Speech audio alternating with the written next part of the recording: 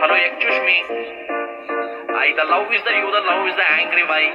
ಸಾರಿ, ನಾವು ಕನ್ನಡ ಸ್ವಲ್ಪ ಸ್ಟ್ರಾಂಗು, ಅದಕ್ಕೆ ಇಂಗ್ಲಿಷ್ ಬರೋದಿಲ್ಲ. ರೆಡಿ? 1 2 3 4. ಒಂದು ಮಾತಲೆ 100 ಹೇಳಲೆ, ಎದ್ದು ಬಿಟ್ಟಿಯಾಯಿ ತೋಳಲೆ.